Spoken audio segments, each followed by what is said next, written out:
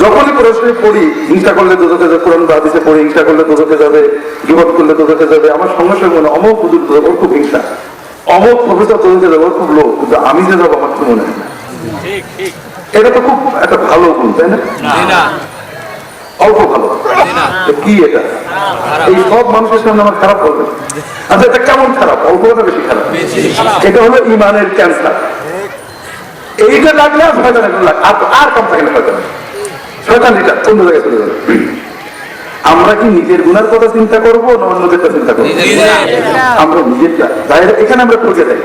আমরা চায়ের দোকানে বসি, এক জায়গায় পাঁচজনে বসি, একা বসে থাকি, ওই মন্ত্রীর ভুল, ওই হুজুরের গুণা, ওই পড়শি অমুকটা করেছে, ওই জামাতরা সব দোজখে যাবে, ওই শহর গুনায় সব আগে দোজখে যাবে, ওই তবলিগ দোজখে না যে উপায় নেই, এই চিন্তা বা গল্প করি, ঠিক না?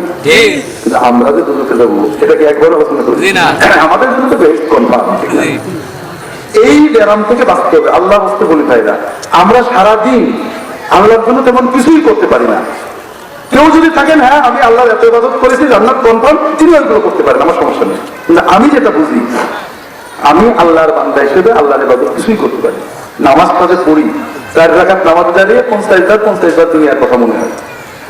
আল্লাহ যদি কিয়ামতের দিন বলে যে তোমার এত নিয়ামত দিয়েছিলাম, তুমি 5 মিনিটের নামাজে 50 বার দুনিয়ার কথা চিন্তা করেছো, তোমার নামাজ আমি নেব না, আমার কিছু বলার আছে? যদি কেউ এসে ভালো নামাজ পড়তে পারেন, হ্যাঁ আমি প্রতিদিনের 5 ওয়াক্ত 30 টাকা 40 টাকার নামাজ কনফার্ম, আল্লাহ না নিলে আমি হুজ্জতি করতে পারবো, আমার রোজা আল্লাহ না নিলে আমি হুজ্জতি করতে পারবো, আমার জিকির আল্লাহ কবুল না করলে আমি প্রমাণ করে দেবো এটা কবুল না করলে আর অন্যায় হবে, এই মানের ইবাদত যদি কেউ করতে পারেন, কে আছেন? তো আছেন এখানে? যদি কেউ এই মানের ইবাদত করতে পারেন, তিনি অন্যের দোষ খুঁজে বেড়াতে পারেন। কিন্তু ভাইরা আমরা কিছুই করতে পারলাম না। তবে আমরা একটু সময় পেলে নিজের গুনার কথা চিন্তা করবো যে আল্লাহ কিছু পারলাম না, মাফ করে দাও। আল্লাহ আমার তো কত নিয়ামতের সূত্রে একবার মাফ করে দাও।